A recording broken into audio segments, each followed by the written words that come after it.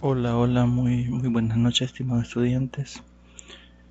El día de ahora tenemos lo que es la tutoría número 2, perdón, de la asignatura práctica docente, profesor de matemática.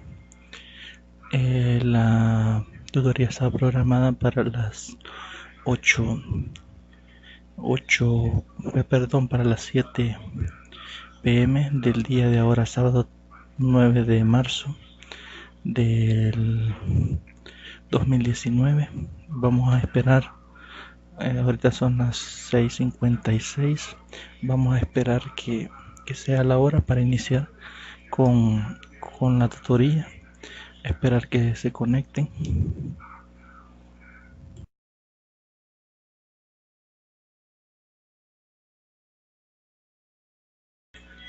En honor al tiempo vamos a dar inicio a lo que es la tutoría, ya que ya son las 7 de la noche. La compañera Diana me manifestó de que ya no iba a poder estar presente por motivos personales, así que únicamente esperamos la incorporación del compañero Henry. Vamos a iniciar con lo que es la presentación que teníamos programada para el día de ahora. La asignatura es práctica docente, profesor de matemática, de la licenciatura en enseñanza de las matemáticas. Esta es la tutoría correspondiente número 2 de la modalidad a distancia de la Facultad de Ciencias Naturales y Matemáticas de la Universidad de El Salvador. El día de ahora es sábado 9 de marzo de 2019. Yo soy el tutor encargado del grupo de Usulután o de la sede de Usulután. Mi nombre es Johnny Oswaldo Gómez Torres. El coordinador de la asignatura es licenciado Zenón Portillo Rivas. Así que vamos a comenzar con lo que es la agenda a desarrollar el día de ahora. Tenemos primeramente lo que es la salud y bienvenida y presentación de la agenda. Ya lo vamos a hacer. Ya les voy a poner acá en pantalla lo que es la agenda que teníamos programada para el día de ahora. Luego tenían, que preguntar sobre la experiencia de la realización de su trabajo de investigación sobre el diagnóstico, decir sobre la actividad que fueron a realizar, en su caso el día de ayer. En este caso, como no se han conectado, les voy a preguntar mediante correo electrónico para que me cuenten todas sus experiencias. Recordemos que de eso se trata esta asignatura, que vayan y pongan en práctica lo que son los conocimientos teóricos versus la experimentación que se realiza allá en el aula, que vean la diferencia que existe cuando ya uno está enfrente del grupo bajo condiciones específicas. Entonces ya esta primera parte del trabajo ya la realizaron y quisiese saber más o menos cómo les fue, cuáles eran las expectativas que tenían, si cumplieron sus cometidos y si todo se desarrolló bajo el ámbito correcto. Y pues ahí le voy a estar escribiendo en plataforma o en el correo institucional para que puedan manifestarme y podamos tener ese intercambio. Luego tenemos una serie de recordatorios, posteriormente el sondeo de lectura, que consta en este caso de 4 preguntas sobre los contenidos que se van a desarrollar en la tutoría. Estas preguntas quedarían planteadas para que posteriormente ustedes den respuesta. Luego es la propuesta, que es la que son los contenidos que se van a desarrollar, y tenemos el cierre. Voy a salirme un poco de la agenda para ir y ponerla acá en el PDF, que fue el que se nos ha enviado. Bien, en la agenda tenemos la salida y presentación. Posteriormente presentaré la agenda, que es lo que estoy haciendo en este momento. Luego lo que teníamos allá, va a preguntar sobre la experiencia en el trabajo del diagnóstico. Tenemos aquí unos recordatorios, más que todo vamos a ir directo a lo que es la tarea 1, que era lo del diagnóstico, que es lo que ya realizaron. Si se fijan, aquí es el 19 de marzo. 19 de marzo, en este caso cae día martes. Martes 19 de marzo es último día para que puedan subir el archivo de su diagnóstico a las 11:55. Es la primera tarea que tenemos pendiente. La siguiente tarea que estaremos ahí es la tarea de investigación. De momento tenemos que esta tarea de investigación es para el 27 de marzo. 27 de marzo cae día miércoles. Miércoles 27 de marzo tendrían que subir lo que es su tarea de investigación 1. Son las dos tareas que tenemos ahorita con fechas programadas. Recordarles también que deben de participar en la autorreflexión. En cada unidad va a aparecer lo que es una autorreflexión y acá ustedes van y participan en este foro. Es bueno que lo hagan. Y la asistencia de la práctica docente también creo que es lo otro que tenemos pendiente, que la fecha para que la suban. Respuestas. La asistencia creo que eso es para el 11 de marzo. 11 de marzo creo que es lunes. Entonces creo que con esto cerraríamos lo que es lo de la recordatorio de las fechas para las entregas de tareas. El otro recordatorio que tenemos planteado acá, perdón, voy a verificar que se esté grabando. Sí, creo que todo está bien. Volvemos entonces a la presentación. Les decía que el otro recordatorio es que pueden observar la grabación de esta tutoría en la pestaña de tutorías virtuales en la plataforma. Todas las tutorías se estarán subiendo ahí para que las puedan revisar más detenidamente cuando tengan tiempo y espacio libre. Luego la otra era aclarar dudas si es que las hay sobre las tareas asignadas en plataforma para luego pasar a la propuesta de trabajo. En este caso, como no hay participación de ustedes, no sé si tienen dudas o no de la tarea. Si las tienen, por favor hacérmelas llegar al correo institucional o en la plataforma, o utilizar cualquiera de los medios que están específicamente para esto. Incluso podemos programar una sesión de Skype para aclarar dudas sobre la tarea si las tienen, y ustedes me dicen en qué espacio, qué días y a qué horas tienen espacio libre o tiempo para poderse conectar y que podamos ver esto. Les menciono la herramienta Skype porque es algo más personalizado. Podemos intercambiar directamente. Entonces ustedes me dicen si lo necesitan y pues lo programamos. Únicamente los días martes y los días jueves de 8 a 9 no se podría, porque eso los tengo ya apartados con otro grupo con el que estoy trabajando. De ahí cualquier día y la hora ustedes me dicen a qué horas en la noche si se pueden conectar, y ahí estaría bien, menos esos 2 días de 8 a 9. En la asignatura quedamos que era de 7 a 9 los días viernes. También ese día nos podemos conectar a Skype si tienen dudas sobre la tarea. Ahí me las hacen llegar para programar una sesión y que podamos solventar todos estos problemas o todas estas dudas que vayan surgiendo. Las preguntas que se han establecido para esta semana en lo que es el sondeo de lectura son 4. La primera es al primer contenido, al 1.4.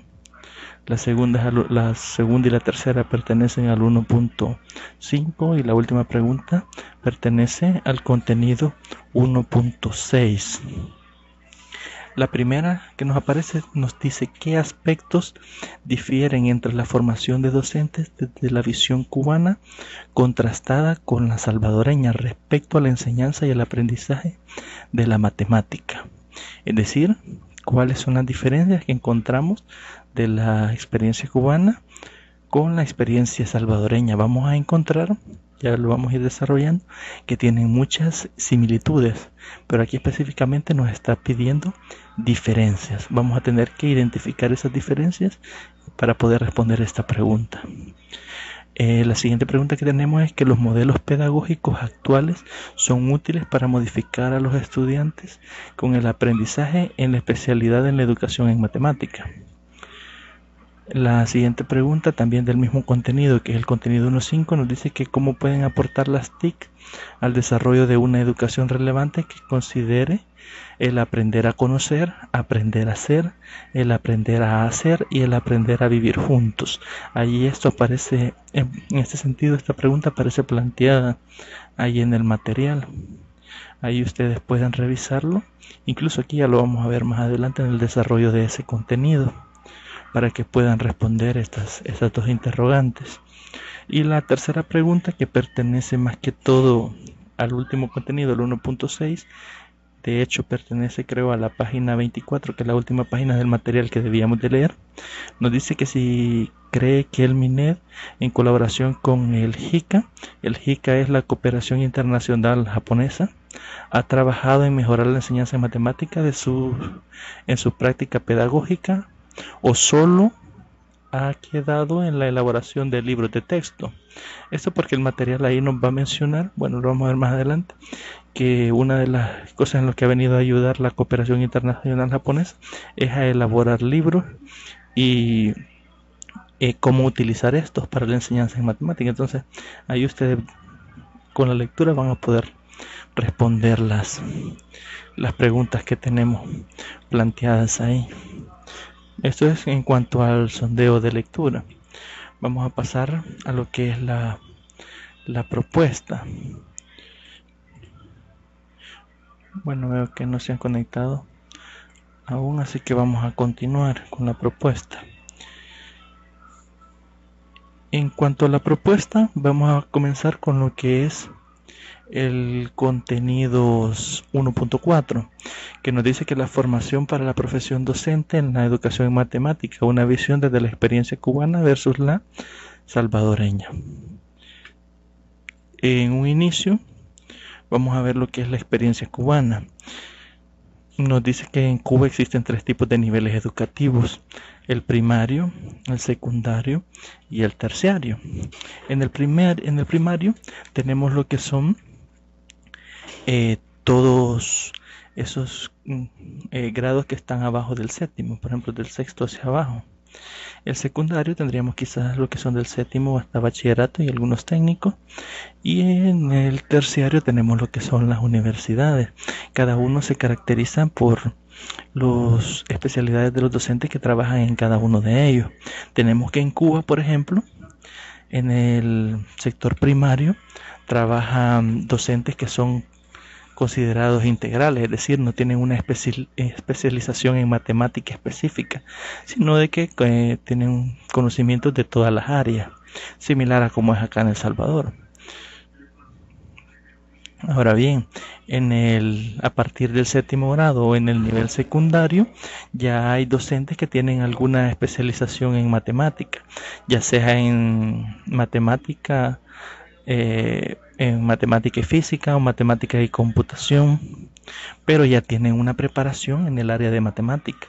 Es decir, en el primario tenemos docentes que son integrales en todas las áreas, y en secundario ya tenemos gente especialista en matemáticas, y en el nivel terciario o en las universidades ya son docentes que han estudiado la carrera de licenciatura en matemática.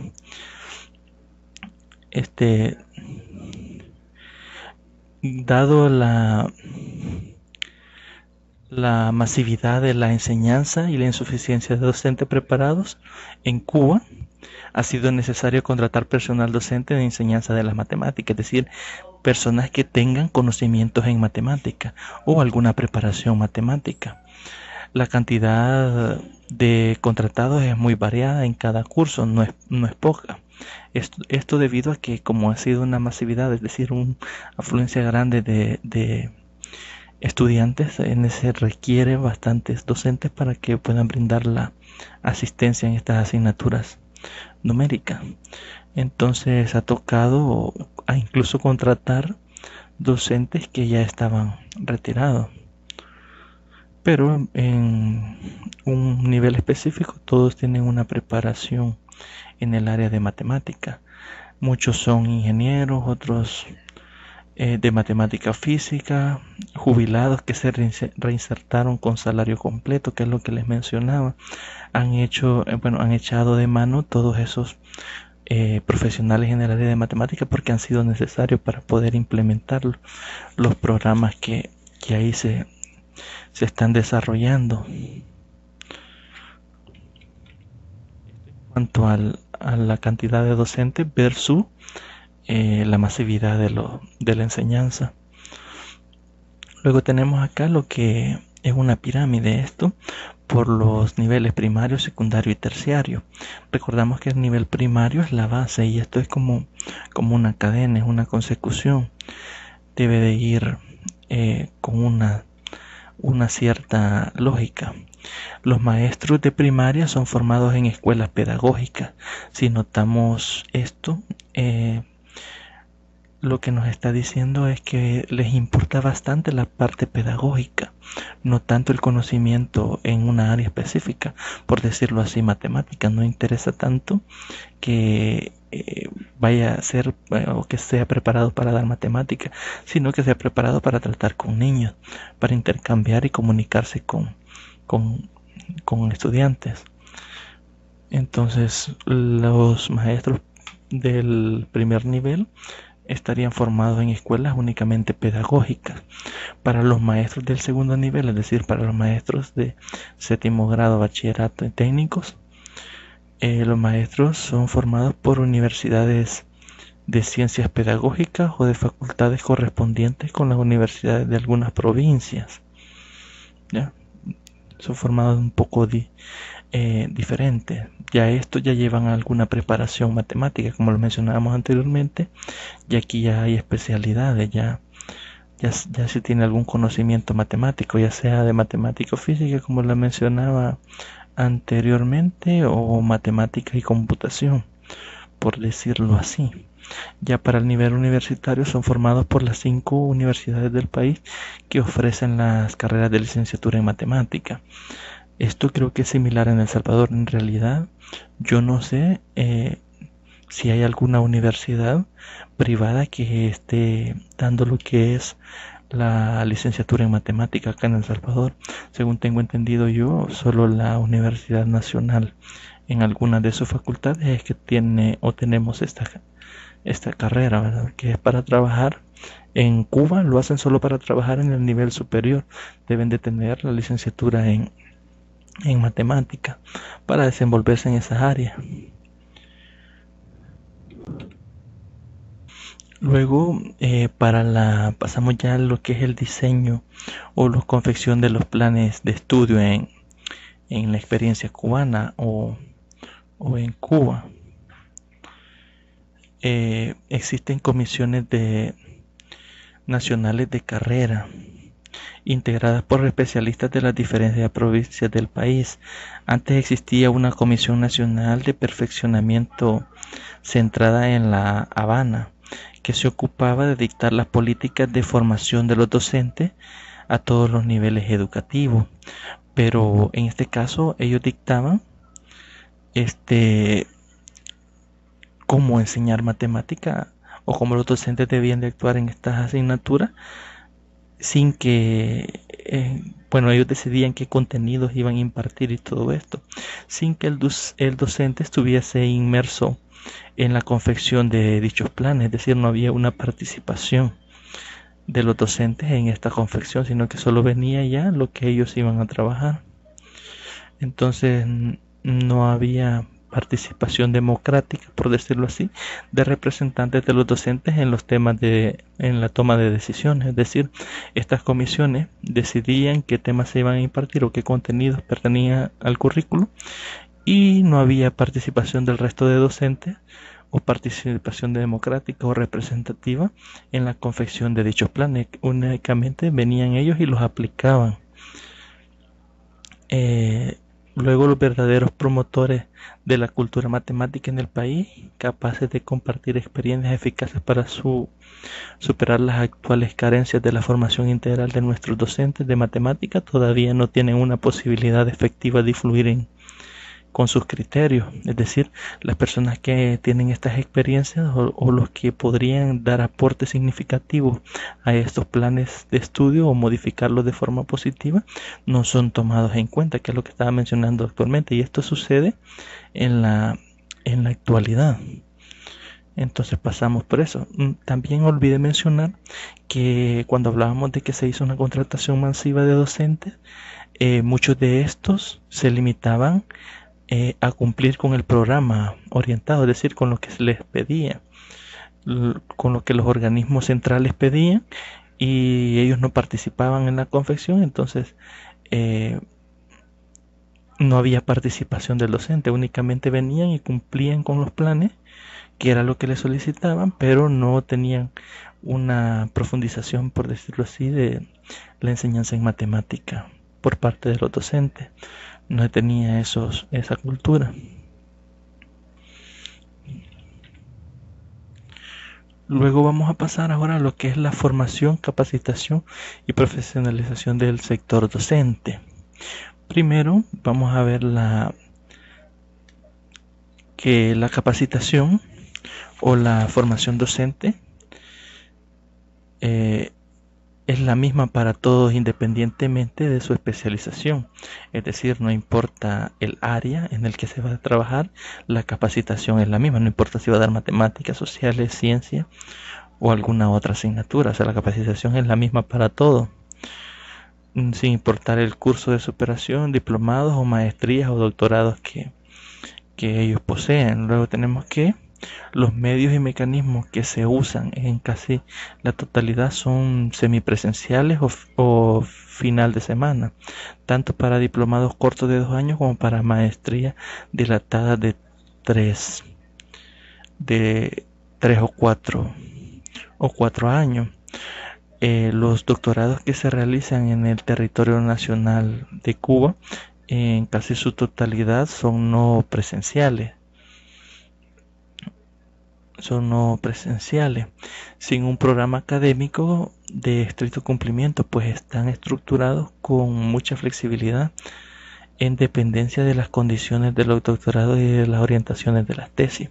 Recordemos que como acá se hizo una contratación masiva para poder responder a todas las necesidades de los estudiantes, todos estos de doctorados o diplomados dependen bastante de los que los que supervisan tesis, por ejemplo, o por decirlo así, dependen de esos tiempos. Entonces, por esa masividad hace de que no sean presenciales, sino no presenciales.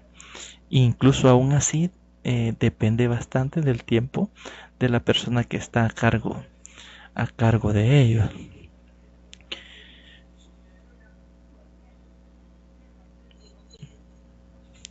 Luego tenemos que existe un tribunal nacional que centralmente otorga los grados científicos y exige el cumplimiento estricto de los requisitos mínimos establecidos. Por decirlo así, este tribunal es el que decide si la persona se va a graduar o no, es decir, tiene que cumplir con algunos requisitos, o por lo menos los requisitos mínimos establecido.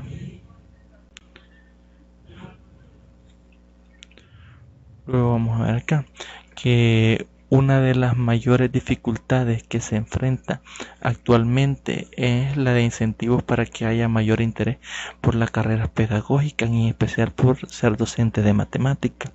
Recordemos muchas veces que la mayoría de nosotros, yo me incluyo entre ellos, cuando iniciamos nuestros estudios, o por lo menos yo cuando seleccioné la carrera, iba más que todo pensando en lo que a mí se me facilitaba o lo que a mí me gustaba, que era la matemática. Yo en ningún momento pensé de qué iba a trabajar, era por una cuestión personal, o sea, por gusto propio hacia la parte numérica, las matemáticas en sí. Entonces, a veces cuando uno llega ya al campo laboral, tiende a encontrarse o a no sentirse satisfecho con lo que uno hace, porque se da cuenta que a veces la realidad en la que nos desenvolvemos no es como la teoría. y no se encuentra una satisfacción social o personal por el trabajo que uno realiza. Entonces, a veces es necesario algún incentivo o algo que motive a las personas a que puedan involucrarse en estas áreas que son de mucho interés para países como el nuestro y países como Cuba.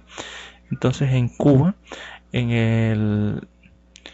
el curso de 1999 al 2000 comenzó un sistema de estimulación salarial a través de resultados e informes sobre la preparación en Cuba de docentes de matemáticas, es decir, aquí se les daba remuneración en respuesta a los resultados que los docentes brindaban y a los informes de preparación, es decir, que tan preparados estaban los docentes para ejercer en ese país. Entonces, en Cuba estos docentes fracasó esto porque la mayoría de docentes, dadas las condiciones económicas del país y el aumento acelerado en el costo de vida, esto no era suficiente, por lo que en la práctica hemos comprobado que aún no satisfacen las expectativas de la mayoría de docentes porque no han venido a solucionar problemas económicos de los docentes. Dadas las condiciones actuales del cambio en la economía nacional y aumento acelerado del costo de la vida, como se lo mencionaba anteriormente, los grados científicos y el mayor reconocimiento social no bastan. Es decir, no basta con los logros académicos que tiene el docente ni con el reconocimiento social, es decir, con el reconocimiento de la sociedad, del trabajo que cada uno de los docentes cubanos realiza. Entonces ellos se requieren ir más profundo. También es necesario aclarar que en Cuba cada maestro al graduarse tiene una plaza asegurada por la Constitución del Estado y a esta ubicación lleva una caracterización de sus fortalezas y debilidades que se fueron precisando a lo largo de su carrera. Aquí podemos notar una diferencia con respecto a nuestra realidad, ¿verdad? Acá en El Salvador hay muchos docentes que se gradúan, que estudian profesorado o carreras de educación y que pasan muchos años, ¿no? Porque hay una masiva cantidad de docentes desempleados que no tienen plaza de gobierno fija y que incluso trabajan o buscan otros trabajos. Yo he conocido docentes de educación que tienen hasta 15 o 20 años de que se graduaron y aún no tienen su plaza. Entonces es bastante preocupante en nuestro entorno esto. Pero en Cuba no, a diferencia en Cuba, el Estado al nomás graduarse le garantiza una plaza por constitución, ¿verdad? Y esto lo hacen a través de sus fortalezas y debilidades. Cuando el estudiante o el docente desarrolló su carrera, a ellos se les fue creando como una especie de ficha en la cual se establecían cuáles eran sus fortalezas y cuáles eran sus debilidades. Entonces la ubicación de esta plaza que el gobierno le otorga va a depender de todas estas fortalezas y debilidades que el docente presentó a lo largo del desarrollo de su carrera. Hasta cierto punto, en este caso parece algo bastante justo. En nuestro país, volviendo a la comparación, si se fijan, hay mucha gente que está en cargos, no específicamente hablando de maestros, ¿verdad? Pero se da en todas las áreas, que están en cargos sin tener la preparación necesaria para estar ahí. Muchos dicen que es por cuello que lo consiguen, incluso algunos pagan antes en educación, cuando existía el programa Educo, creo que era. Habían ACE o CDE, no recuerdo cómo se llamaba, que eran las que otorgaban las plazas y eran contrataciones anuales para los maestros. Entonces a veces cobraban. Yo tuve la experiencia con un familiar de que yo lo acompañé cuando iba a dejar currículum para optar a la plaza y entonces le pidieron dinero. Le dijeron, fulano dice que da tanto, ¿cuánto da usted? Entonces en nuestro entorno a veces eso es bastante complicado. Gracias a Dios, esto del Educo ya cambió y ahora todo es a ley de salario, pero es bueno conocer todas las realidades que tenemos y ver que en Cuba al menos tienen esta cuestión buena de que depende de la fortaleza del graduado y tiene plaza asegurada, y eso es un punto a favor o un punto bueno que tiene o el país de Cuba o la educación en Cuba. Con esto completamos lo que es la experiencia vista desde la experiencia cubana. Vamos a pasar a la experiencia salvadoreña. Solo quiero ver, no se ha conectado nadie aún. Entonces vamos a pasar a lo que es la experiencia salvadoreña. Primero vamos a hablar de lo que es la capacitación de maestros acá en El Salvador. La capacitación de maestros ha tenido una evolución, por decirlo así, que comenzó desde el imperismo, es decir, docentes que ejercían y eran de forma empírica, por llamarlo de alguna forma, y trabajaban de esa forma.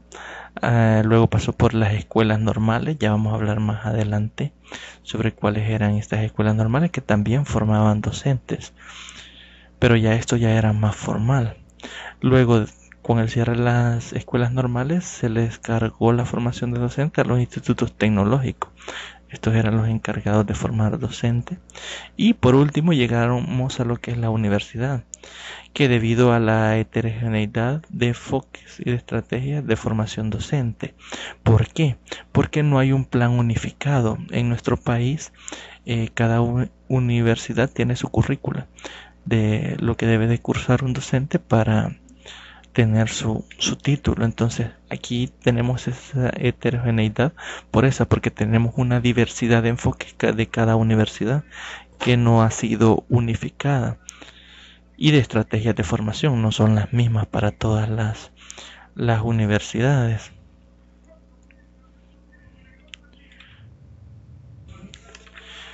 Tenemos ahora que las primeras escuelas normales tuvieron bastante claridad en la misión de formar maestros que se les encomendó.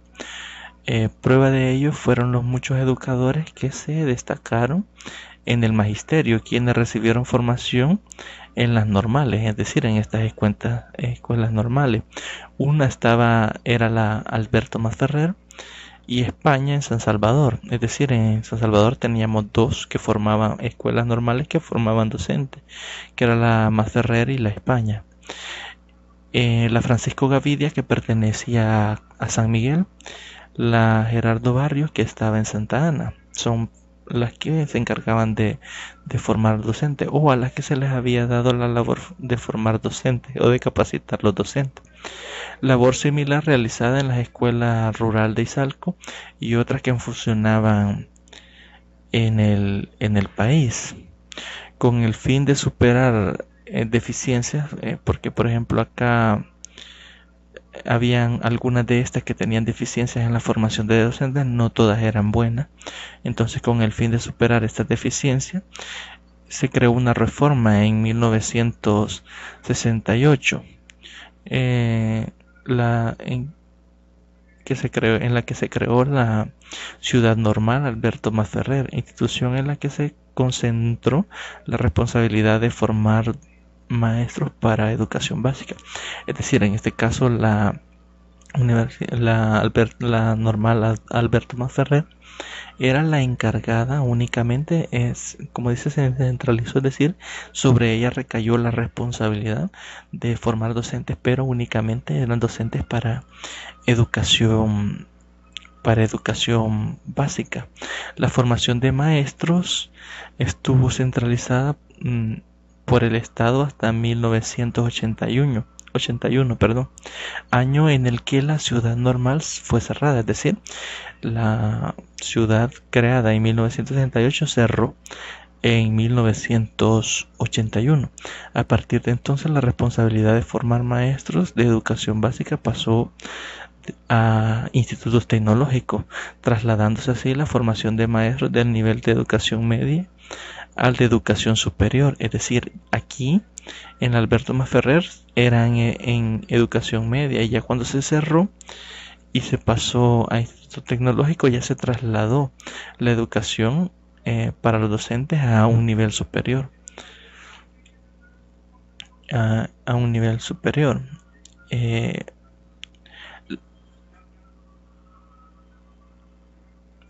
La formación de maestros pasó del nivel de educación media a la Coordinación Nacional de Educación Superior. Se creó la Comisión Nacional de Capacitación Docente, llamada CONACADO, que era Comisión Nacional de Capacitación Docente. Eso significan las siglas, cuyos objetivos eran unificar las acciones dispersas de los programas de formación docente y formular nuevas políticas, planes y programas de formación y capacitación de docentes para la educación básica. Seguimos acá que la formación de estos docentes únicamente respondía a la educación básica.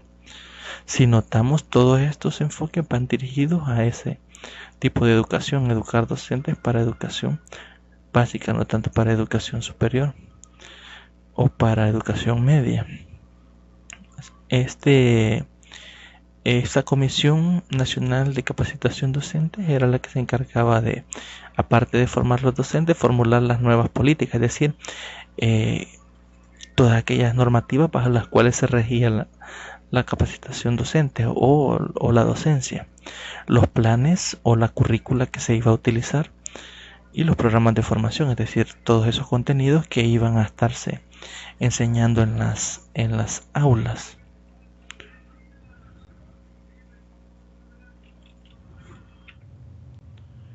En 1986, en 1986 pasó a la Dirección de Educación Universitaria, hoy de Educación Superior. En función de sus objetivos, la comisión formuló un programa nacional de capacitaciones docentes llamado PRONACADO, que es Programa Nacional de Capacitación Docente. Aquella era un programa que buscaba modificar todo lo que veníamos conociendo de la capacitación de los docentes o de la formación docente, el cual pretendía desarrollar 4 grandes proyectos. Bien, el programa primero formaba, era uno de los principales proyectos que llevaba era la formación de docentes de educación básica. Nuevamente, acá tenemos la formación de los docentes en educación básica. Luego, el otro proyecto que tenía era la formación de profesores de educación especial y la formación de profesores de tercer ciclo y bachillerato, y por último la formación de profesores de educación media.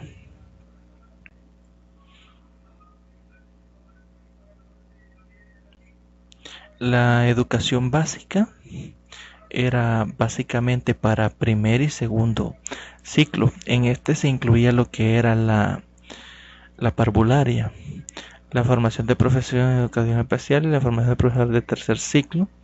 Ya acá ya habían especialidades, especialidades de matemáticas, ciencias sociales, idioma extranjero, etcétera. Y la formación de profesores de educación media también, al igual que en tercer ciclo, también se venía trabajando con especialidades. El plan comprendía 2 áreas de capacitación, una de autogestión y la otra de formación académico. La de autogestión fundamentada en los criterios de educación permanente, es decir, en la formación constante del docente. El programa contemplaba, además de cursos de formación de personal para la docencia, dichos proyectos de formación tenían continuidad. Es decir, buscaba, además de la capacitación de los docentes, dar continuidad a esta capacitación. es decir, de algo que sea más permanente, constante.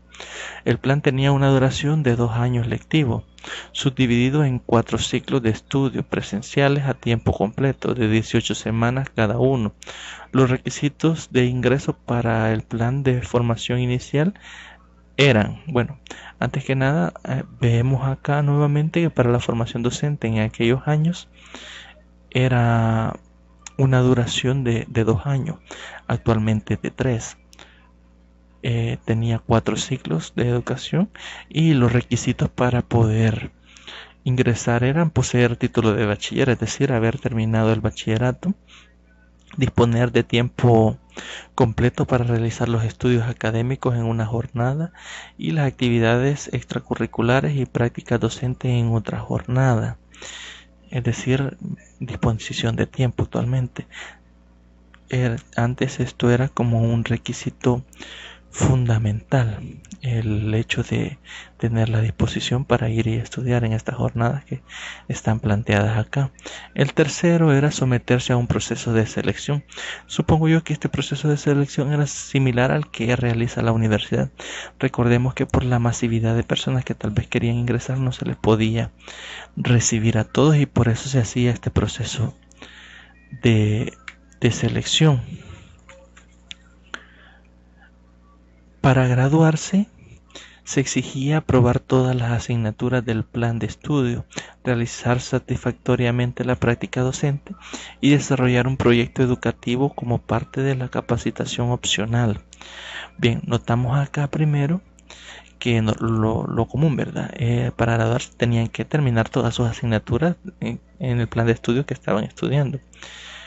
Luego realizar satisfactoriamente la práctica docente. Si vemos acá y notamos esto, desde esos años ya se exigía una práctica docente para poder graduarse como docente. Y luego desarrollar un proyecto educativo como parte de la capacitación opcional. Tenían que desarrollar un proyecto en algún ámbito educativo para poder graduarse. A los graduados se le otorgaba el título de profesor de educación básica de primer y segundo ciclo, profesor de educación especial, profesor de tercer ciclo de educación básica o profesor de educación media. Este último idóneo para el personal que laboraba en bachillerato. Notemos que prácticamente esto es lo que venimos viendo en los niveles educativos de nuestro país. Es decir, educación básica, el título únicamente de primer y segundo ciclo, actualmente sigue siendo así. Profesor de educación especial, profesor de tercer ciclo de educación básica, profesorado de educación media. Actualmente creo que los profesorados de educación, estos han cambiado, ya no están separados, ahora es profesorado para educación, para tercer ciclo y bachillerato, creo que les llaman. Ya no están separados, antes sí. Separaban educación básica para primer y segundo ciclo en educación básica para tercer ciclo, es decir, uno comprendía primer y segundo ciclo y el otro comprendía tercer ciclo. Además existía el otro profesorado en educación media, que este servía para trabajar en los bachilleratos. Ahora se ha centralizado más, porque ahora manejamos educación básica, que es de primer a segundo ciclo, y tercer ciclo y bachillerato, que ya nos abarca todo lo que sigue, ¿verdad? Que sería ya tercer ciclo y el bachillerato. Ya no hay tanta diversidad en este sentido.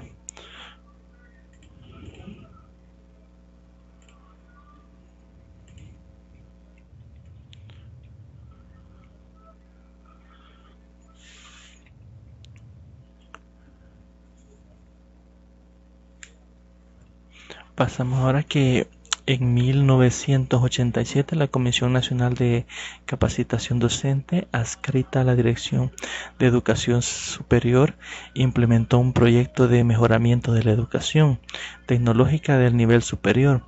Se decidió aumentar a 3 años de estudio tecnológico de las áreas educativas. Con el nuevo plan se formaban maestros de las áreas productivas y maestros para los 3 ciclos de la educación básica. El plan curricular comprendía cuatro áreas.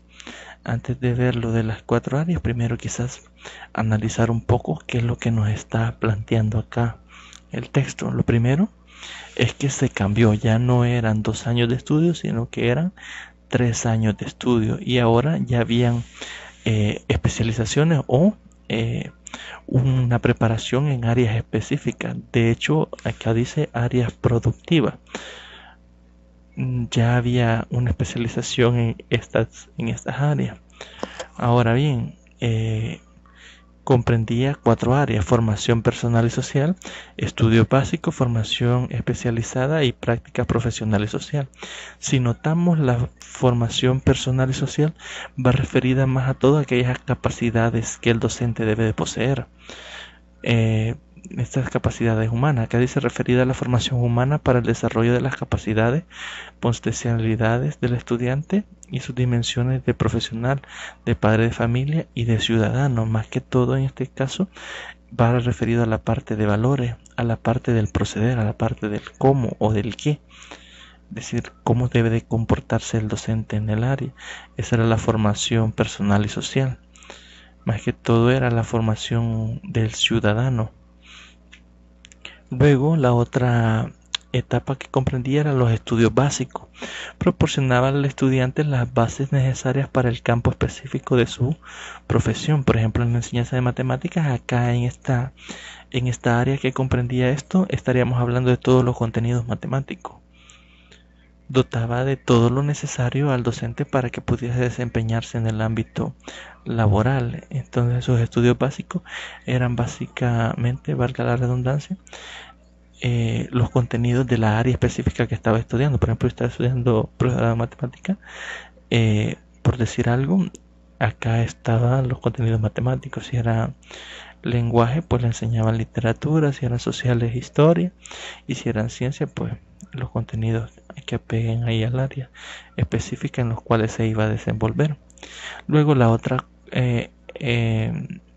etapa que comprendía era la formación especializada, destinada a orientar el desarrollo de las habilidades, capacidades, destrezas y dominios necesarios para el desempeño profesional del nivel de la especialidad seleccionada. Es decir, acá por ejemplo pueden ver que yo he puesto una figurita donde el docente no encuentra qué decisión tomar, qué camino tomar. Entonces, en esta formación especializada se le potenciaban al docente las habilidades, las capacidades y las destrezas y dominios necesarios para poder tomar sus decisiones, dependiendo del nivel en el que se iba a estar desenvolviendo o en el que iba a estar trabajando. Recordemos que a veces el docente debe tomar decisiones inmediatas y debe de hacerlo de la mejor manera posible. No podemos estar dudando a la hora de responder o de dar resultados.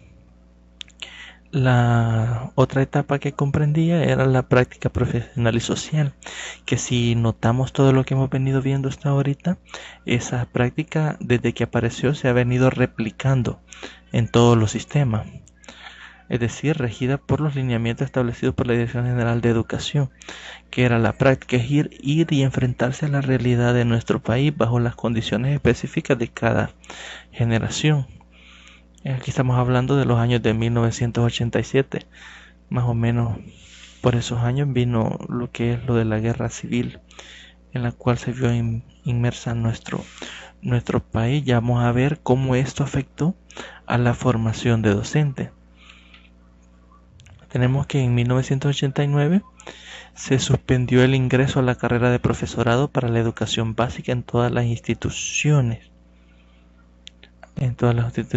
autorizadas, pero se permitió que los estudiantes que ya habían ingresado terminaran su formación con el plan de estudio con el cual habían ingresado. Hasta 1993 ninguna institución formó maestros de educación básica, por lo que muchos maestros de otros niveles y modalidades fueron empleados en instituciones de este nivel educativo. Notemos que esto nos genera un gran problema. o generó en ese entonces un gran problema, ya que habían docentes que habían sido formados para otras áreas, trabajando, digamos, en el área de matemáticas, tal vez habían sido formados en sociales, lenguaje u otras áreas, pero por la carencia de docentes o el hecho de que ya no se estaban formando más docentes de educación básica, les tocó ir y utilizar docentes que no habían sido preparados para eso. Esto generó problemas en la calidad de la docencia, porque los maestros atendieron niveles distintos para el cual ellos habían sido preparados. En abril de 1994 se aprobó el Plan de Formación de Maestros de Educación Básica para primer y segundo ciclo. Creo que este es el que estamos conociendo actualmente o el que se sigue trabajando en las universidades, aprobado en 1994. La Ley de Educación en 1995 establece que los planes y programas para la formación de maestros de niveles y modalidades educativas serán determinados por el Ministerio de Educación. Actualmente sigue siendo así, sigue siendo el Ministerio de Educación el que sigue rigiendo todo esto. Hay que seguimos con eso de la ley de 1995. Los planes y programas siempre vienen de parte del Ministerio de Educación.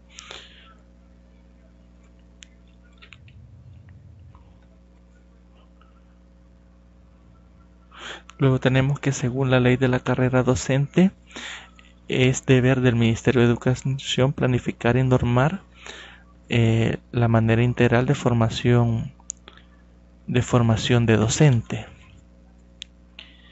Sigue en este caso siendo así,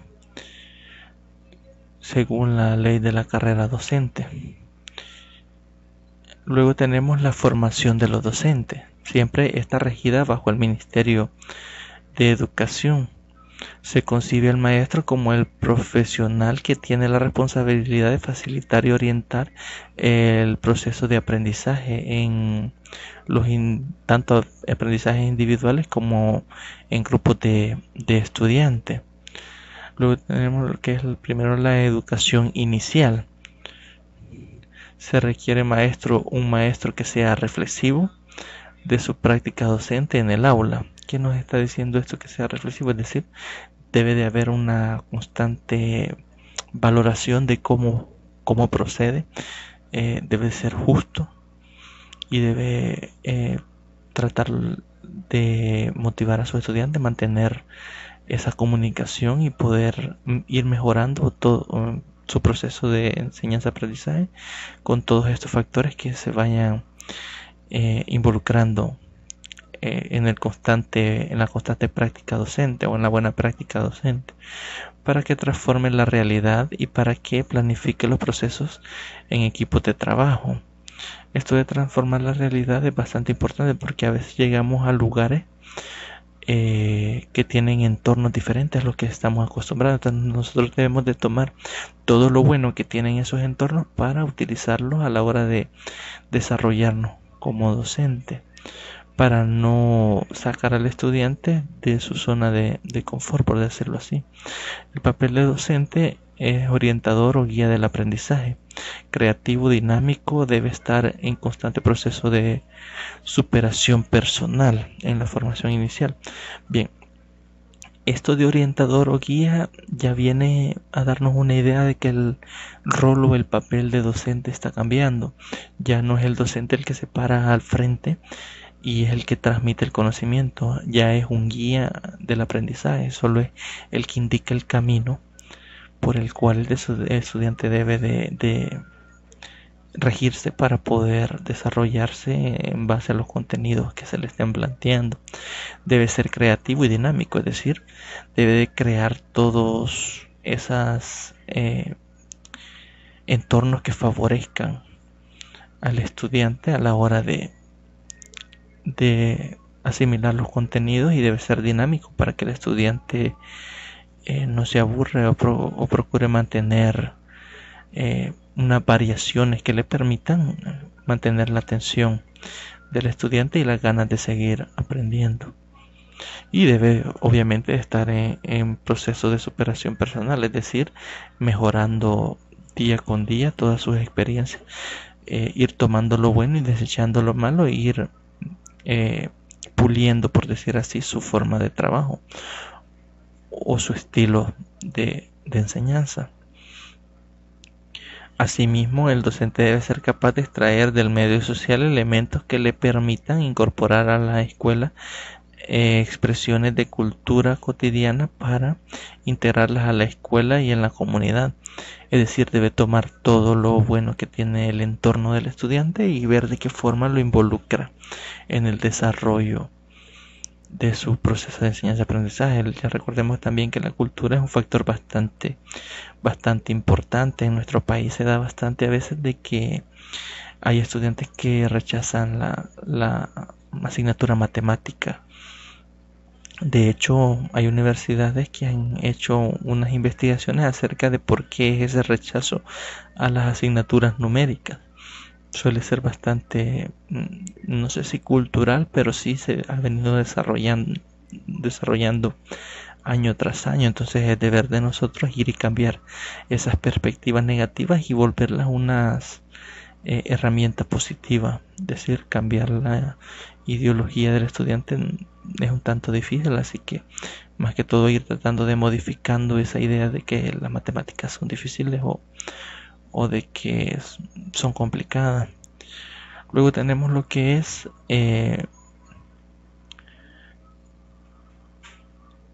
la formación de docentes por niveles educativos. Las carreras de profesorado desde el nuevo plan de 1998 son las siguientes. Las mencionamos acá: educación parvularia, y aquí, si nos fijamos, es la primera vez que aparece educación parvularia separada de educación básica. Anteriormente, en la educación básica primer y segundo ciclo también se incluía lo que es la educación parvularia. Ya en esta reforma de 1998 o en el nuevo plan de 1998 ya vemos la aparición de la educación en parvularia por primera vez. Luego tenemos primer y segundo ciclos de educación básica, que es el que tenemos actualmente. Ciencias sociales, lenguaje y literatura, matemáticas, ciencias naturales, idioma extranjero. Para tercer ciclo de educación básica y educación media, educación especial y educación física. ¿Qué nos está diciendo acá? Que por ejemplo las 4 áreas básicas más el idioma extranjero ya se está estudiando para tercer ciclo y bachillerato. Y educación especial y educación física para todos los niveles. Aparte de que tenemos la educación básica para primer y segundo ciclo y la educación parvularia ya dirigida para los niños. Esos son uno de los cambios más significativos que podemos percibir en la lectura del material. Las personas que poseen títulos universitarios distintos del de profesor, ya sea licenciado, máster o doctorado en educación, podrán ejercer la docencia en los distintos niveles educativos según el nivel que se estime su título. En el área fin, cursando estudios pedagógicos con una duración no menor de un año. Bien, esto es bastante importante porque actualmente, por lo menos en nuestro país, la licenciatura en matemática no lleva materias pedagógicas, es decir, en su currícula únicamente contamos con 4 asignaturas electivas y 36 que son obligatorias, y en ninguna de esas 36 llevamos lo que son materias pedagógicas. Esto por poner un ejemplo, porque la licenciatura en matemática está diseñada para específicamente el área de matemática, pero no podemos trabajar actualmente, según el Ministerio de Educación, a nomás egresar en el área de la docencia en ningún nivel educativo. Aquí, para poder optar a trabajar en todos los niveles educativos, tenemos que sacar ese estudio en las áreas pedagógicas. Un ejemplo, ¿verdad? Nosotros lo de la matemática, y que es de un año. Bueno, antes era de un año cuando era el curso de formación pedagógica. Actualmente ese curso ha sido cancelado. La única forma en que podemos optar al escalafón es mediante la maestría en docencia universitaria o otras maestrías que van apegadas a la educación, en la cual se estudian materias pedagógicas.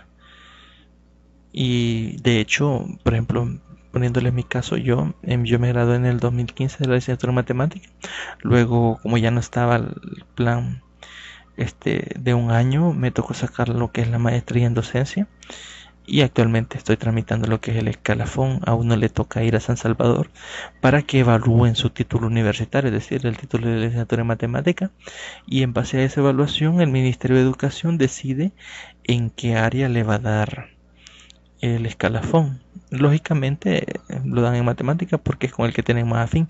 Pero por ejemplo, si hablásemos de otras asignaturas, otras carreras, por ejemplo, computación, contaduría,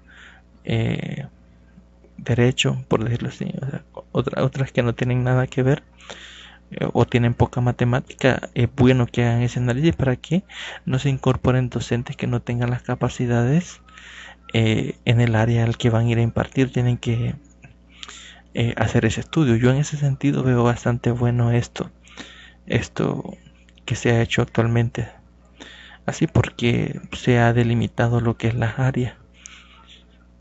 Entonces, esa es una reflexión en cuanto a la formación por niveles, ¿verdad? Luego tenemos lo que es las instituciones universitarias y no universitarias. Actualmente la formación de maestros se realiza en siete universidades y en un instituto especializado de educación superior autorizado por el Ministerio de Educación. Son las instituciones que están como resultado de las evaluaciones realizadas por la Dirección Nacional de Superior durante el año 2002. Las instituciones formadas,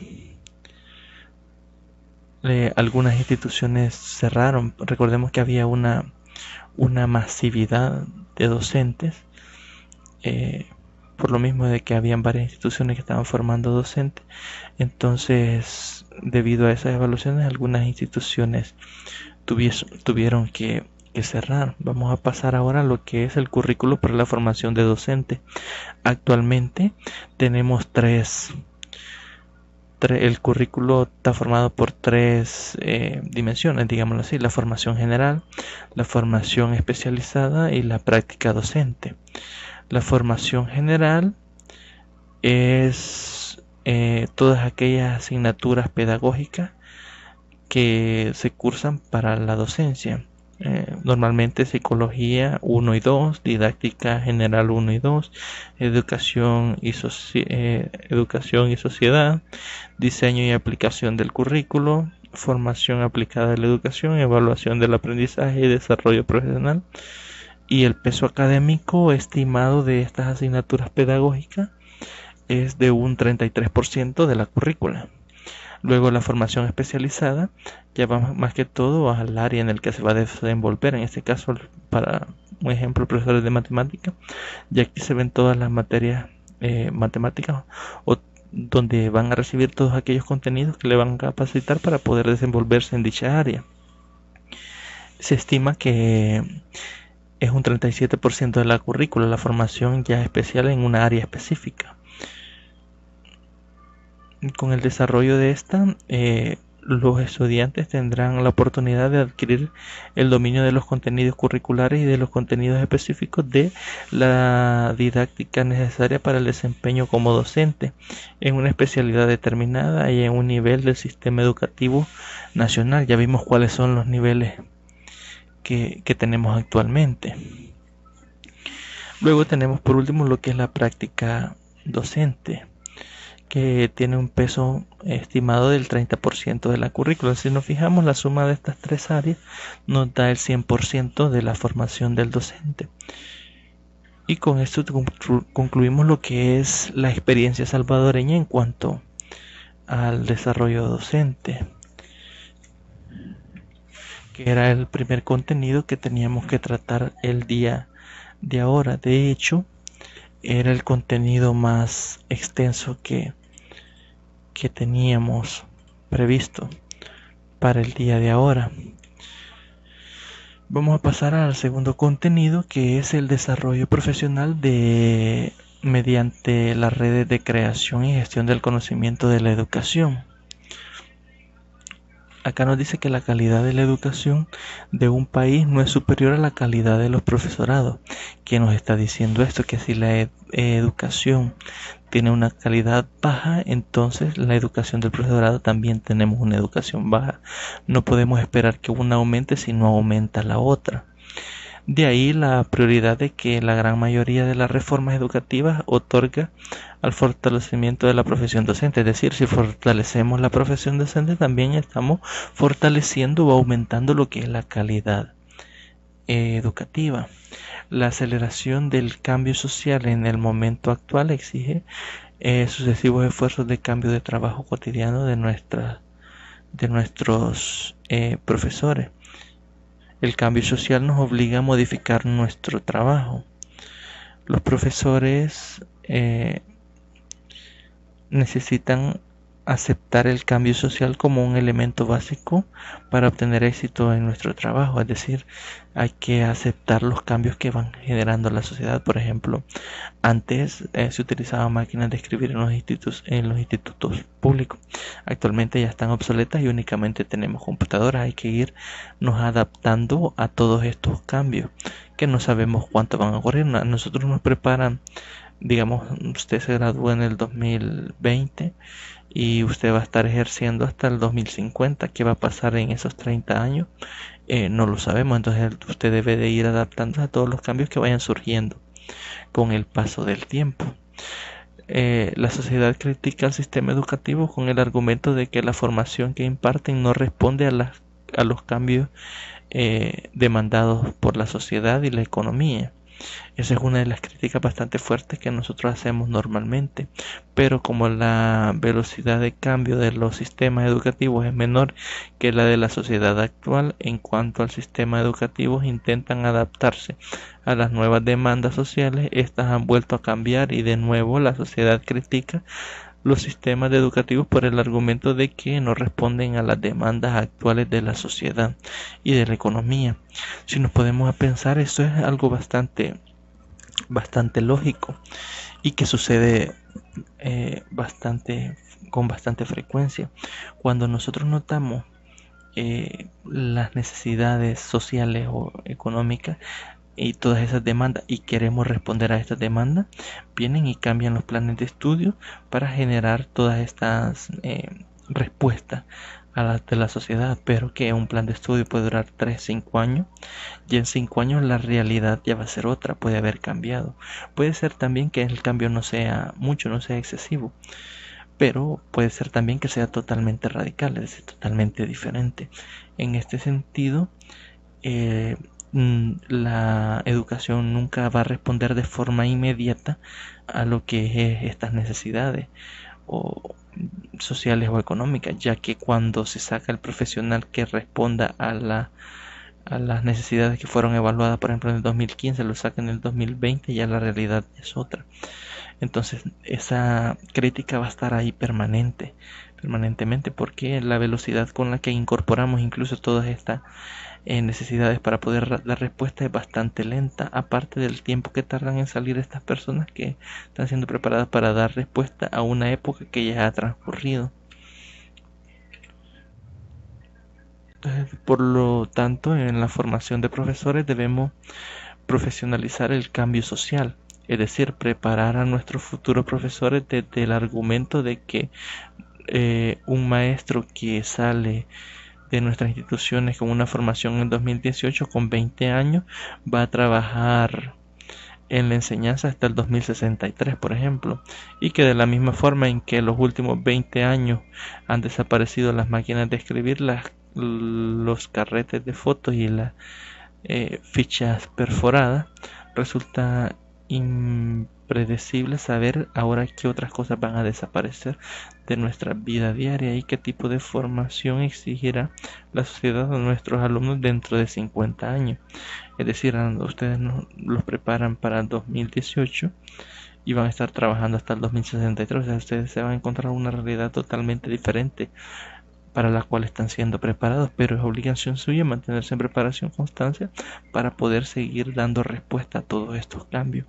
Por ejemplo, no sé si han observado que en algunas instituciones yo tuve la oportunidad de que en mi escuela en el 2009 se formó lo que era el CRA.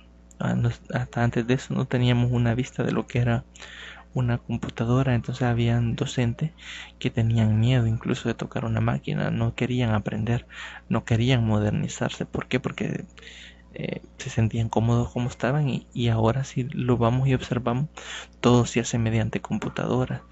Incluso en las instituciones actualmente el Ministerio de Educación le solicita manejar inventarios todo vía plataformas. Alimentos en las escuelas que dan alimentos para los estudiantes también les piden estar subiendo informes mensuales de alimentos y lo hace mediante computadora. Entonces el docente que fue preparado en el 1980, 1990 no fue preparado para todo esto, tuvo que irse adaptando. Entonces tuvo que aprender esto en la actualidad para poder dar respuesta a todas estas necesidades que fueron surgiendo. Luego tenemos que la omnipresencia de las TIC.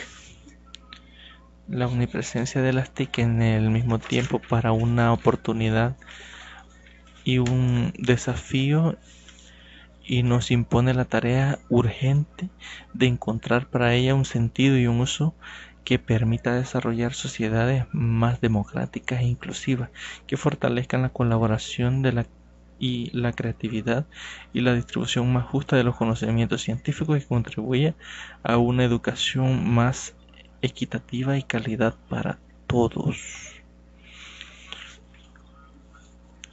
Si vemos esto, la incorporación de las TIC, las tecnologías de la información y la comunicación están abiertos para todo, pero es una oportunidad si la aprovechamos en el buen sentido.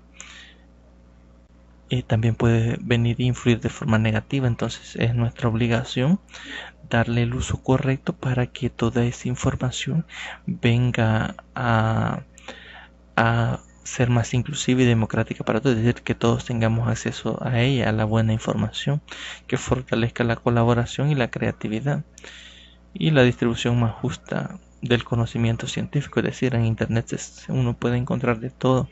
Hay muchas cosas que se suben a internet que no son ciertas, entonces es bastante importante que nosotros cuando vayamos y leamos un artículo veamos también de dónde proviene la referencia, de dónde ha sido extraído, para que podamos tener claro si es un conocimiento verídico o puede ser algo que no nos sirva para nada. Entonces es bastante difícil poder tomar esta decisión de qué nos sirve y qué no nos sirve a la hora de utilizar las tecnologías, más claro, más específico el internet. Tenemos actualmente lo que es la sociedad del conocimiento, que todos tenemos acceso a un celular, a una computadora, y podemos acceder a toda clase de información. También se le llama sociedad de la información por eso, porque todos tenemos acceso a ella. Prácticamente no hay un solo ámbito de la vida humana que no haya sido visto o vinculado o que haya sido impactado por este desarrollo. Casi todo nuestro quehacer diario gira en torno a la tecnología actualmente. Puede ser la salud. No sé si les ha pasado que se sienten enfermos, sienten algún síntoma y se van a Google y escriben lo que sienten y ahí les parece lo que pueden tener. Entonces, como les digo, ahí ha venido a cambiar todo lo que conocíamos, y para bien o para mal tenemos esa oportunidad de tener esas tecnologías. También las finanzas, incluso hay muchos ahora que utilizan plataformas de compra y venta de activos. Son ejemplos de cosas que han cambiado, que antes no era tan tangible, para nosotros. Ahora cualquiera puede, incluso lo de los mercados actuales, uno puede comprar artefactos que están en China, que aquí son caros y allá son baratos. Entonces uno entra a esas páginas, compra y los productos vienen. Y eso gracias a las tecnologías, las comunicaciones. Todo ha cambiado, entonces el conocimiento también puede ser tomado como un producto. Incluso uno encuentra libros digitales que son vendidos en algunas páginas. De hecho, yo incluso he comprado uno que otro libro que no son tan caros y están, como son originales, están en buena calidad para impresión, sirven para luego leerlos. Entonces tiene todas estas herramientas a la mano que han venido a facilitar todo con las comunicaciones. Ahora vamos a ver un subcontenido del 1.5, que es las TIC en la educación. Las nuevas generaciones viven intensamente la omnipresencia de las tecnologías digitales, al punto que esto podría estar incluso modificando sus destrezas cognitivas. En efecto, se trata de jóvenes que no han conocido el mundo sin Internet y para los cuales las tecnologías digitales son mediadoras de gran parte de sus experiencias. Como lo mencionábamos actualmente, los nuevos jóvenes ya nacen con las tablets en la mano, por decirlo así, ya vienen. Y los papás, no sé si para tenerlos entretenidos o para que no los estén molestando, vienen y desde muy temprana edad les ponen video, les ponen una tablet, un teléfono para que ellos puedan entretenerse. Entonces ya todas las experiencias que van desde chiquitos, desde los 2, 3, 4 años, desde que nacen prácticamente, ya vienen con las tecnologías de la información y la comunicación. Ya ellos ya vienen más adaptados a lo que es la función de esto. Incluso muchos se acostumbran a que estando a 2 metros de distancia se comunican mediante mensajes de texto, WhatsApp o cualquier otra aplicación que se utilice. Se ha reducido bastante lo que es el trato personal y se ha acostumbrado más que todo al trato digital. Es uno de los ejemplos de que han modificado sus comportamientos, así como sus destrezas cognitivas o cognitiva, ya que incluso recordaba yo que mi abuelo decía de que él antes las cuentas las manejaba todas con decimales y todo mentalmente, porque no había ni calculadoras en el tiempo que él estudió. Entonces él en negocios y todo, él tenía que hacer sus cuentas de forma mental. Actualmente todo el mundo carga un teléfono, ahí puede hacer las cuentas. Incluso hay aplicaciones que le miden a la gente el salario. Tengo un amigo que de hecho utiliza una para su salario, ver en qué se lo gasta. La aplicación, él va comprando algo y va especificando en la aplicación en qué lo ingresó, y la aplicación al final le da un porcentaje en que ha invertido todo su salario mensual, ya sea gasolina, comida, etcétera.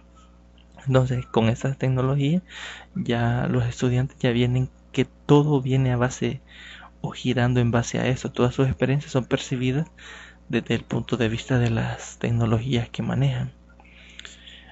La introducción de las TIC en las aulas pone en evidencia la necesidad de una nueva definición de roles, experiencia para el alumno y el docente, es decir, ya incorporar estas tecnologías de información y comunicación para el desarrollo de contenidos ya viene a cambiar lo que es los roles del docente. Ya no es el docente el que tiene todo el conocimiento, ya que el estudiante con su teléfono puede ir y verificar si lo que el docente está diciendo es cierto o no. Entonces esto puede incluso hasta crear ciertos conflictos. Entonces estas nuevas herramientas pueden adquirir mayor autonomía y responsabilidad en el proceso de aprendizaje, lo que obliga al docente a salir de su rol clásico como única fuente del conocimiento.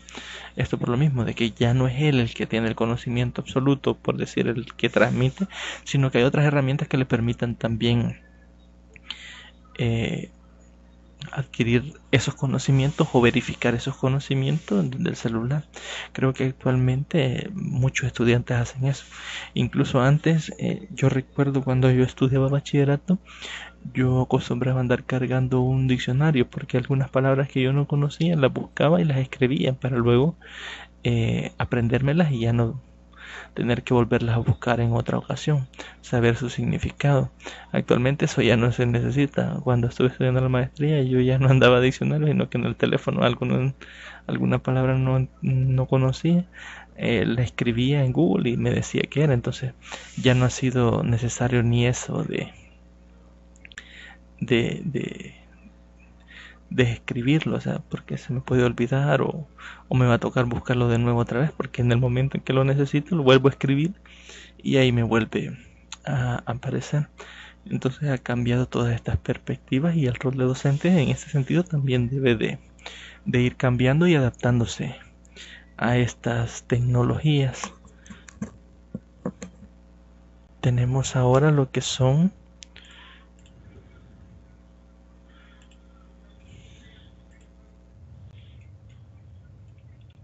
las TIC, que tienen dos enfoques. El primer foco de atención definido es el de considerar la manera en que las TIC favorecen el desarrollo de las nuevas prácticas educativas más pertinentes y eficientes, lo que incluye fortalecer el protagonismo que tienen los docentes en los cambios educativos, que es lo que les mencionaba, que el docente debe redireccionar o cambiar el rol en el que él se desempeña en determinadas asignaturas, porque hay que ver que como los estudiantes ya vienen y todas sus experiencias van con las TIC y las TIC introducidas en el aula deben de tener más protagonismo, entonces también el docente debe cambiar ese protagonismo o ese rol que venía ejerciendo. El segundo foco nos prioriza foco priorizado es el de la evaluación de los aprendizajes. Las TIC ofrecen una batería de oportunidades innovadoras para el seguimiento de los aprendizajes de cada estudiante y del desempeño de los docentes en las escuelas y sistemas educativos. Si observamos actualmente, creo que en esto ustedes tienen bastante experiencia, porque, por ejemplo, para evaluar, ahora existen aplicaciones. Está una que se llama EducaPlay, hay otra Simbaloo. Hay muchas herramientas que pertenecen a las TIC que nos vienen a ayudar en todos estos procesos de evaluación y vienen a cambiar todos esos enfoques tradicionales de observación. Incluso actualmente se pueden establecer tiempos para resolución de problemas y guardar resultados y calcular inmediatamente, incluso exámenes. Yo tuve la oportunidad de ver en institutos donde se hacían un banco de preguntas los profesores. Ellos venían y llevaban a los estudiantes a someterse al examen en grupo al centro de cómputo y los ponían ahí y cada quien resolvía su examen, le ponía tiempo y al final automáticamente la aplicación calcula la nota del estudiante. Viene el docente y únicamente traslada la nota, ya no hay necesidad de ir y estar calificando. Incluso hay un programa que maneja unos afiches que tienen unos códigos, entonces cuando uno coloca un ejercicio puede colocar 4 opciones y dependiendo cómo se coloca la ficha, así es el resultado que se va guardando. Uno con el teléfono toma la fotografía de la forma en que el estudiante coloca la ficha y el programa o la aplicación va generando si el estudiante respondió o no correctamente a la solución de los problemas. Entonces todas estas herramientas hay que saberlas utilizar y es bueno hacer esta adaptación. Qué bueno por esos docentes que vienen y se modernizan y lo utilizan. Yo he visto docentes utilizando GeoGebra que no han sido capacitados en eso, pero han visto videos en YouTube, porque yo estoy hablando con uno de ellos, y aprenden a utilizarlo porque se les facilita a la hora de explicar ciertos contenidos. Por ejemplo, yo hablaba con un docente que estaba explicando lo que eran sistemas de ecuaciones y lo estaba haciendo mediante GeoGebra para que los estudiantes vieran que la solución en R2 era cuando se interceptan las dos rectas, que era el valor que habían obtenido mediante la resolución algebraica. Entonces todas estas cuestiones ayudan al mejoramiento de la educación. El énfasis requiere no solo asumir la complejidad de las TIC, sino comprender el tema docente desde el reconocimiento de los múltiples factores que intervienen en su desempeño, lo que afecta el rendimiento de sus estudiantes, y reconocer, multiplicar y potenciar todas aquellas experiencias de aprendizaje que las TIC posibilitan o permiten o mejoran respecto a las prácticas tradicionales de la enseñanza. Vamos a pasar ahora a lo que es una de las preguntas que aparecen acá en la parte de lo de las TIC, que nos dice ¿para qué? ¿Cómo pueden aportar las TIC en el desarrollo de la educación relevante que considera el aprender a conocer, aprender a hacer y el aprender a vivir juntos? Primero vamos a ver el aprender a conocer. Las TIC como medio de información, de acceso al conocimiento y para revisión de fuentes diversas, como posibilidad de conocer el mundo global y como herramienta para construcción de los nuevos conocimientos colectivos. Es decir, hay que aprender a utilizar estas herramientas y a conocer todo esto, todo lo que nos ayuda, nos facilita el proceso. Recordemos, como les mencionaba, que no todo lo que se encuentra en la red, por ejemplo, no todo es verídico. Entonces hay que aprender a conocer todos estos formas en que el conocimiento se puede expresar, evaluación y sección de todas estas fuentes diversas. Es decir, vamos a tener una multigama de opciones y hay que aprender a evaluar y a seleccionar la que consideramos es correcta y la que nos puede servir a la hora de desempeñarnos como docentes. La siguiente que tenemos es la de aprender a hacer, el uso ético de las TIC como medio de expresión, de generación de la propia palabra, de protagonismo y de participación enfatizado al respeto y a la educación para la paz como enfoques básicos que guíen los intercambios. Recordemos que como acá las tecnologías nos permiten hacer intercambios con otras personas que probablemente ni conozcamos. Hay foros abiertos en internet de temas específicos. Usted busca, puede ingresar a cualquiera de ellos. Entonces hay que aprender a comportarse, por decirlo así. Ese aprender a hacer es aprender a dar su propia opinión y a respetar la opinión de los demás de una forma de respeto, siempre respeto y educación ante todo para la paz de enfoque. Es decir, el hecho de que otra persona tenga un enfoque diferente al mío no hace de que esa persona esté equivocada o a que yo trate mal a esa persona por considerar que está equivocada, sino que hay que aprender a respetar todas estas posiciones, todos estos enfoques y a defender nuestro enfoque propio para que también sea respetado de la misma forma. A esto nos referimos con aprender a hacer. Luego tenemos el tercero, que es aprender a hacer. La contribución de las TIC en la contribución de soluciones o resolución de problemas, desarrollo de distintos tipos de producciones a través de las TIC, creación de audiovisuales y otras, el aporte a las TIC o el desarrollo de la creatividad. Aquí podemos tener un ejemplo bastante conocido que podría ser lo que es YouTube. En YouTube hay muchos docentes que se dedican en su tiempo libre a hacer materiales audiovisuales para ayudar a la gente. Entonces ahí es aprender a hacer. Esta gente utiliza las tecnologías de la información y la comunicación para ayudar a las personas o para facilitar el aprendizaje, para generar todos estos materiales que puedan beneficiar a la comunidad en general, a la comunidad del conocimiento. Luego tenemos que aprender a vivir juntos. En este sentido, el uso de las TIC en educación no implicaría solo promover el intercambio e interacción, como lo mencionamos en aprender a hacer,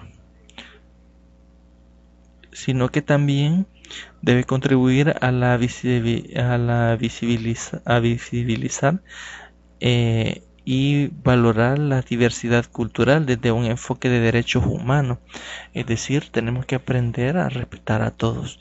Va en concordancia con aprender a hacer, ¿no? Que en este caso lo que buscamos es respetar el intercambio, que la interacción sea bajo régimen de valores y debe contribuir a valorar la diversidad cultural, es decir, a respetar los entornos en los que cada uno nos desarrollamos.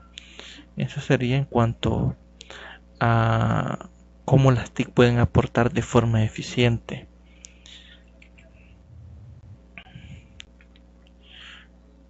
Luego tenemos acá lo que es eficiente la eficacia del uso de las TIC en los sistemas educativos, la medición respecto de los procesos de implementación de programas para el uso de tecnologías en la educación y sobre todo en su impacto relativo al costo de efectivo son indispensables para la optimización del uso de las TIC en el campo.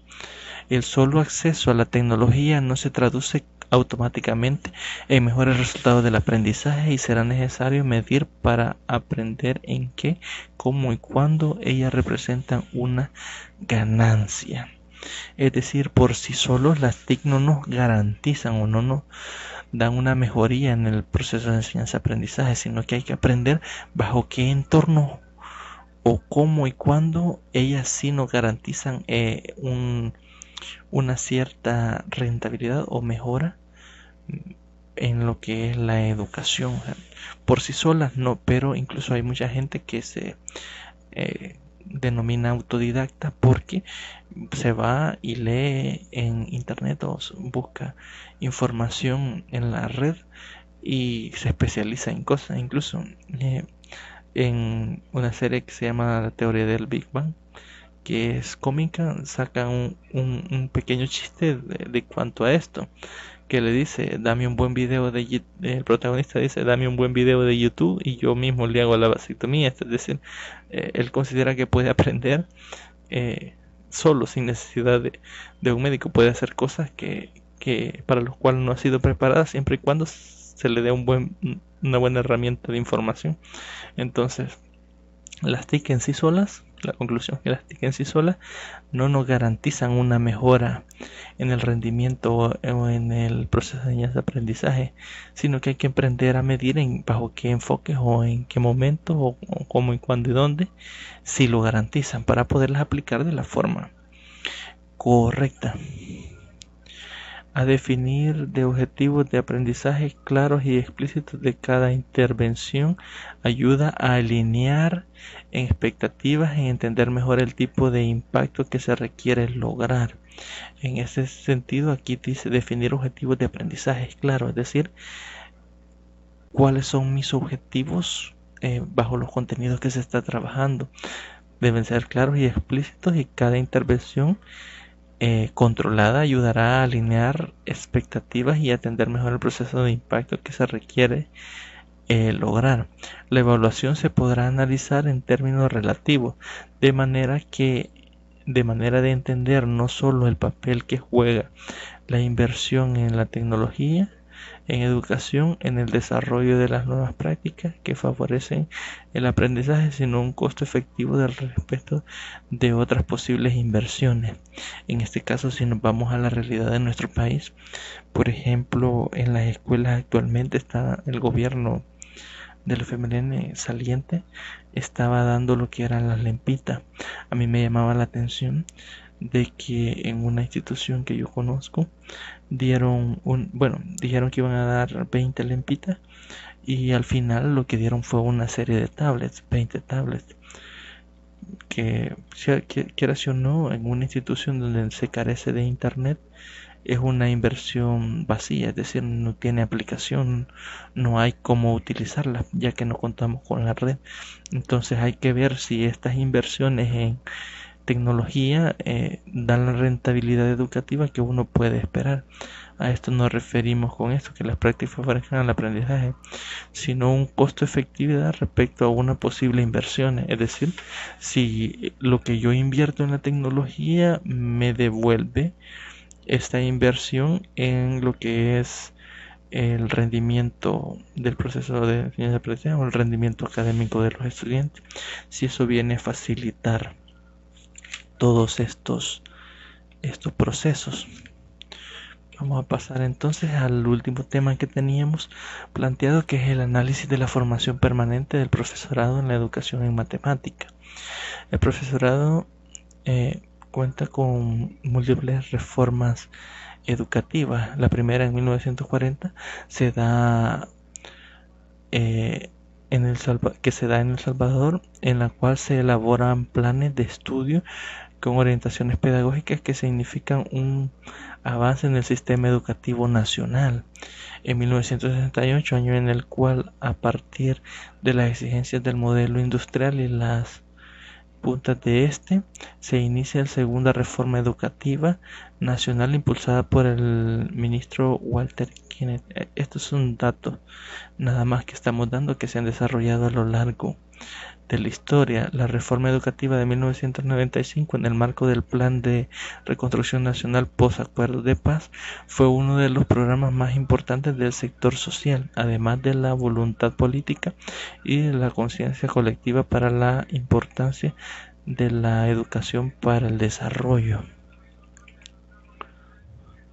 Tenemos entonces que esta reforma educativa buscaba tener 4 factores. La primera era la cobertura, la otra modernización institucional, el mejoramiento de la calidad y la formación de valores humanos, éticos y cívicos. Era lo que buscaba toda esta reforma educativa. Luego tenemos que en el periodo del 2000 al 2005 se plantea la reforma educativa en marcha, que implica también un cambio de los planes de estudio a nivel nacional. Se aplican nuevos enfoques de procesos de enseñanza-aprendizaje que requieren un año de educación media. Se crean nuevos planes de estudio para profesorado que mantendrán vigentes hasta la fecha. Son los que mantenemos desde el 2000 a 2005, son los que mantienen actualmente. La propuesta actual es trabajar en una formación integral y humanista, orientándose hacia el uso flexible de enfoques socioconstructivistas, es decir, que cada estudiante construya su propio conocimiento, pero ese socioconstructivista nos está diciendo que ese aprendizaje debe ser grupal, es decir, manejarlo con sus compañeros, desarrollo por equipos. En el proceso de enseñanza-aprendizaje de las matemáticas se insiste en el enfoque de la resolución de problemas, es decir, ya no nos importa tanto la cuestión mecánica, sino que sea capaz de comprender conceptos y resolver problemas que sean aplicables en el entorno, en su vida cotidiana, que tengan conexiones matemáticas con otras ciencias. A partir de la creación de núcleos de expertos y especialistas para la formación continua de todos los docentes del sector público, se desarrollará el Plan Nacional de Formación Docente de Servicio al Sector Público dirigido a todos los docentes.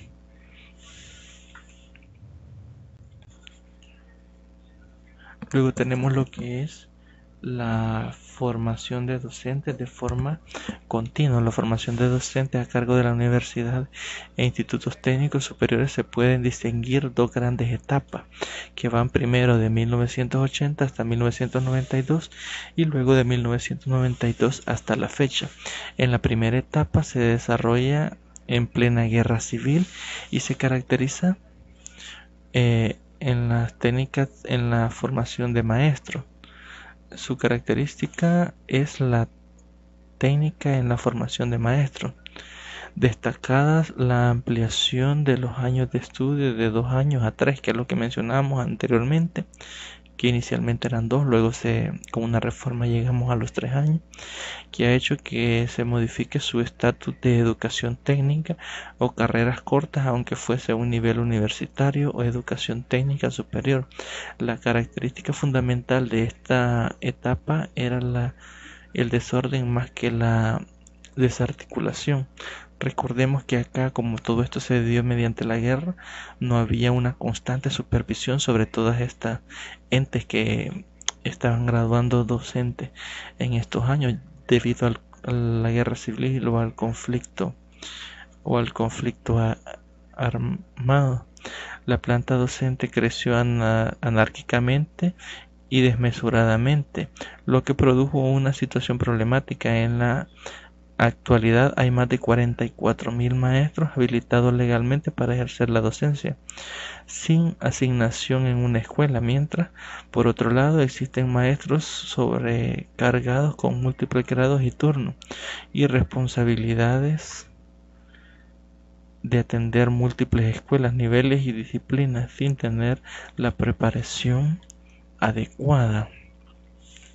Esto por lo mismo, estamos hablando que hay muchos docentes que aún no tienen su plaza y que están graduados desde hace muchos años. Entonces, esa es en cuanto a la primera etapa. En la segunda etapa nos dice que hay avances importantes en la materia de formación de docentes, ya que el Estado comenzó de nuevo a jugar su función en materia de regulación y supervisión de la formación docente.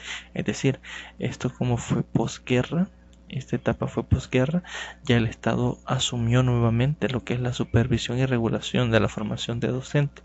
En 1998 el Ministro de Educación recuperó el control de los programas de formación docente estableciendo programas únicos a nivel nacional y evaluando las instituciones de educación superior que estaban autorizadas de formación de profesores, lo que llevó al cierre de las más deficientes. Es decir, cuando se retomó el control de todos estos entes que formaban docentes y se vio que algunos no cumplían con la preparación suficiente, llevó a que se cerrasen todos estos porque no cumplían con los estándares mínimos que se pedían o que el Ministerio de Educación solicitaba.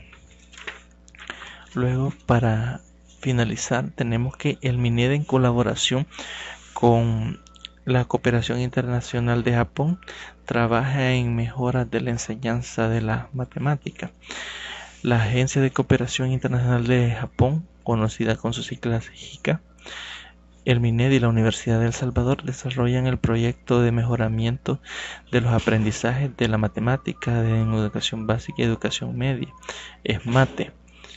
Aquí podemos ver que están tres entes involucrados: la universidad, el ministerio y el JICA, para mejorar la educación en matemáticas en un nivel básico y medio, con lo que se diseñan y se elaboran los libros de texto y ejercicios de primero a noveno grado y bachillerato, así como las guías metodológicas para maestros, para que los maestros puedan utilizarlo mejores, tanto los que están en el ejercicio como los que están en formación. Aquí notamos que una de las cosas que hacen es esa, la elaboración de libros o materiales matemáticos que vengan a utilizarse en la educación, pero aparte de eso nos elaboran también guías metodológicas de cómo utilizar dichos materiales de texto. O sea, no únicamente son los materiales, sino que también la guía de cómo utilizarlos para sacarle un mejor provecho a todos estos materiales.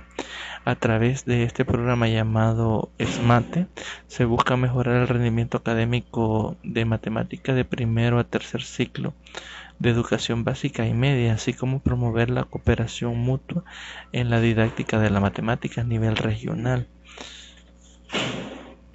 También otra de las cosas que busca la cooperación internacional de Japón es que la matemática sea mejor comprendida y aplicada por los estudiantes en el sistema de educación nacional, ya que actualmente la matemática es vista como una asignatura complicada. Entonces, una de las metas que se han propuesto esta cooperación es que el estudiante deje de ver la matemática como algo complicado para que sea mejor comprendida y aplicada por ellos.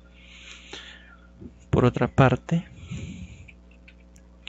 el proyecto incluye aportes en la formación inicial de docentes, contemplando la elaboración de propuestas didácticas de matemática para el profesorado en educación básica de primero y segundo ciclo y profesorado en tercer ciclo de educación básica y media. Es decir, aparte de la elaboración de libros y de las guías para utilizarlo, también nos están ayudando con aportes en la formación inicial de docentes, contemplando la elaboración de propuestas didácticas de matemáticas para el profesorado. Ya vimos de educación media, primer y segundo ciclo, tercer ciclo y educación media. Además, se diseñan y elaboran libros de texto y guías metodológicas para diferentes niveles educativos, que era lo que mencionábamos anteriormente. Nos ayudan en gran manera junto con las universidades. Dicho esto, con eso concluimos lo que son los contenidos que teníamos previstos para el día de hoy. Lastimosamente no se pudieron conectar para que pudiésemos interactuar con estos contenidos, pero se les va a cargar al video.